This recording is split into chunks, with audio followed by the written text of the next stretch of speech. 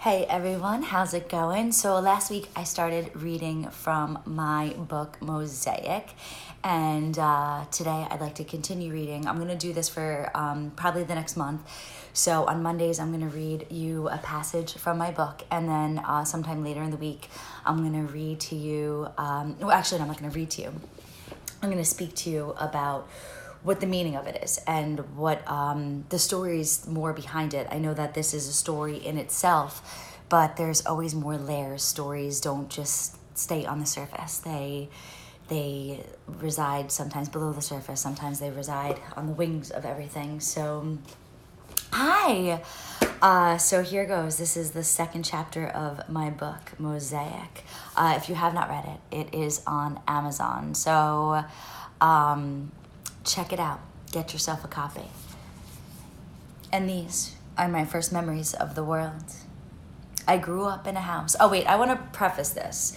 My mother is one of 52 first cousins, and when I write about my family, I don't just write about my brothers and my sisters. I write about everyone, and it would have been impossible to write this book without mentioning them, but I feel like I did them an injustice because there's so many of them and I love them all and they've had such a tremendous impact on my life. But here goes from Mosaic. And these are my first memories of the world. I grew up in a house that was never empty, never quiet. Every space held a memory, every room told a story. But here, it is not the walls that long to tell their tales of all they have seen, all they have heard, and all they have felt. It is the dishes, the bowls, the forks, and the spoons for they are the objects that hold all the warmth and all of the heat of my family within their grasps. In this house, the dish would never run away with the spoon. The two of them know better than to do something as silly as that. So if you listen closely to the dishes, the forks, the bowls, and the spoons, they will tell you of a life that is sometimes sweet and sometimes bitter. They will tell you of a life that is full of love. This house that was never empty was not only home to my parents, my brothers, and myself, but it was also a second home to anyone else who ever walked through these doors, which included not only my immediate family and all other family members once, twice, and even 3 times removed, but also all of my mother's best friends from elementary school and high school, friendships which have lasted a lifetime. Her friends became my aunts and uncles, joining the ranks of my aunts and uncles related by blood, and their children became my cousins, each of their lives intertwined with our own. And although not all of us were able to trace our sanguineal lines back to one another, our love, like blood, courses through our veins, creating a family without end. And this family, fully extended, does not measure or compare the thickness of blood over water. To us, it is all the same. But this strength in numbers did not make us immune to heartbreak. Rather, it made us more susceptible. My family descends from strong Polish and Italian staff. So I can't even speak right now, I'm sorry. I'm reading, I'm not, okay. My family descends from strong Polish and Italian stock. Both sides arrived between the wars when the new Colossus still welcomed people to her shores. From the old world, they brought the traditions of their families that began long before they're born. In the new world that carried them on, Roman Catholic, they raised me to believe in Jesus, Mary, and Joseph, the prophets and the saints, Genesis and Revelations. They also raised me to believe in my family wholly in their own right. This is the way we celebrated Christmas. This is the way we celebrated everything. In the days before Christmas, when the air stayed cold and snow began to fall, we lit a fire and listened to Bing Crosby's White Christmas as we decorated the evergreen tree that stood in our living room. We could not begin until we found the tape, hidden under all the other tapes, and rewind it to whatever song we had to listen to first. Without leaving the living room, we traveled around the world. To Ireland we went, to Bethlehem, and even Hawaii too, as we hung ornaments on the tree, delicate glass-blown orbs, small ceramic spheres etched with the date of a baby's first Christmas, and the newest ornaments, recently constructed in our elementary school art classes from multicolored construction paper and cotton balls fortified with popsicle sticks, and then held all together with Elmer's glue. After the last ornament was hung and Bing sang his last song, we climbed into bed. the scent of fresh pine and sap lingering in the air, and the last flames of the fire fading to embers in the cold December night. On Christmas Eve, in the hours before midnight, we had the Feast of the Seven Fishes. In the oven-baked bacala and shrimp scampi, the butter melting, the garlic roasting, and the parsley freshly picked from its stems wilting in the heat. Lobsters caught that morning in local traps magically transformed from one color of Christmas to another as the calamari sauce simmered in pots older than me. On our kitchen table, there were frizzelles, pastries, and loaves of bread brought in Brooklyn and the Bronx, all waiting to be broken and shared among us all. In the middle of all of this was found the seafood salad, which was a monstrous bowl full of Mediterranean monsters. Scungillian shrimps swimming in an olive oil sea in which also floated black olives, hot cherry peppers, and crisp celery so thinly sliced that if it were not for its crunch, you may have forgotten it was there. Which is why if this meal only consisted of this delight alone, I would be happy. But this family is Italian, and one dish was never enough.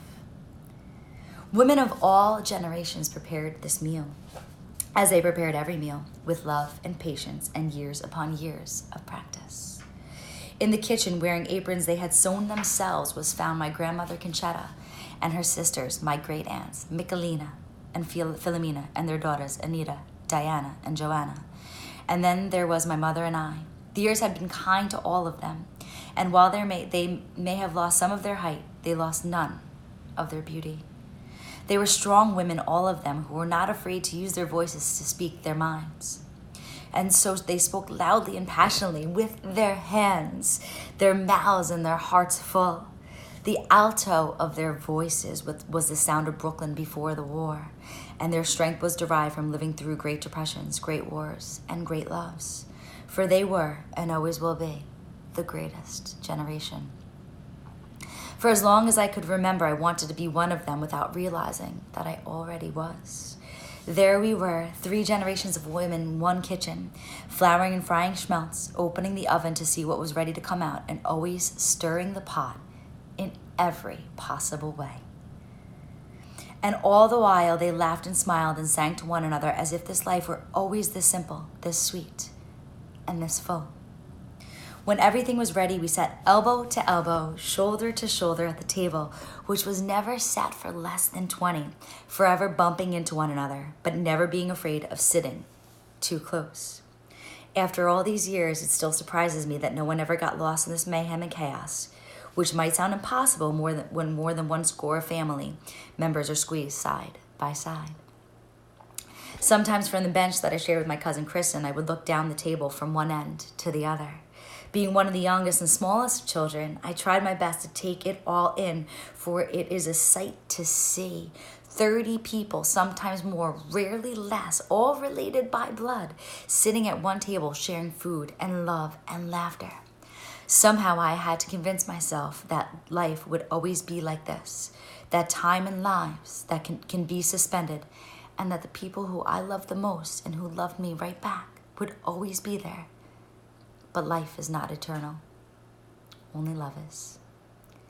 In between courses, all of us children tried to sneak past the adults to do the things that children do, but none of us were able to walk by any of our aunts or uncles without being hugged and squeezed and kissed and pinched. Whenever one of us tried to escape from the grass, they only squeezed tighter, whispering how much they loved us, before finally letting go, because time and again, that very same world that reminds us of our smallness also likes to remind us how big we really are. At the end of the meal, the men, Sonny and Maddie, Johnny and Italo, sat at the far end of the table drinking Campari and sipping espressos while they cut fennel and peeled away the skins of clementines, their hands smelling of citrus and licorice, the scent of strong coffee hanging in the air. These were the men who still wore hats when they left their houses and took them off when they entered the homes of others. They held doors open for women and danced like Fred Astaire and sang like Frank Sinatra. They spent what remained of the meal going back and forth between what was remembered and what was forgotten, and telling stories of the way things used to be, as if they already began to regret the way things now were and longed for a past that will never be again. From the din, a voice could be heard above all others declaring, "I am the great Aunt Fanny," spoken as if she was a magician, or better yet, a witch, a sorcerer, or at the very least, a teller of fortunes. If there were other great aunts before her, I would not know, and there has not been one like her since. I kind of like to believe that I'm the great Aunt Brianna, but that's another story. To her sisters, she was Philomena. She was never married and had no great loves to speak of, except her family, which was her first, last, and only love. And for her, that seemed to be enough. Her claim to fame was her unwavering belief that my great-grandmother put raisins in her meatballs, a fact that her 10 brothers and sisters refuted every single time that it was mentioned. How they swore up and down and went blue in the face until they finally relinquished and told her she must have had a different mother. On the eves that we did not stay at our house and went to my grandparents' house instead, we celebrated the very same way, with pasta and presents, calamari, or as we like to say in this family, galama, and gifts. In the silence of midnight, we drove home, my mother in the front with my father at the wheel, and the three of us leaning on one another across the back seat, searching the December sky for Santa and his 8 reindeer, 9 on a foggy night. But we never saw him, our eyes always closed before we got home. When day's first light crept through his window, Chris woke up before all of us and then woke us up one by one to tell us that Santa had indeed been there, that he left presents for all of us, and that he ate the cookies that we left for him and even drank all of the milk that was poured. Still in our pajamas, we sat around the tree and shared gifts, some big, some small. And yet, no matter what present I opened, my response was always the same. It is just what I always wanted. As we got older and doubt began to creep into our child hearts, we noticed that Santa shared the same handwriting as our parents, but that did not matter then, as it does not matter now. All that mattered was that we believed in magic, then as now, Christmas and family and magic. To me, they're all the same. So that is my second chapter from Mosaic. It is about Christmas with my family, who are the most important people in my life. And I would like to get together later on this week and talk about the importance of family and the role that they play in our lives and how they craft our ideas and shape our hearts. So come back again, and if you haven't read Mosaic, please go ahead, get yourself a copy, because I am coming out with another book so soon. I'm really excited. I'm excited about this, but I'm excited about that too. Hope you're all having a wonderful, wonderful, wonderful day. Thank you for joining me, and I hope to see you all again soon. Bye.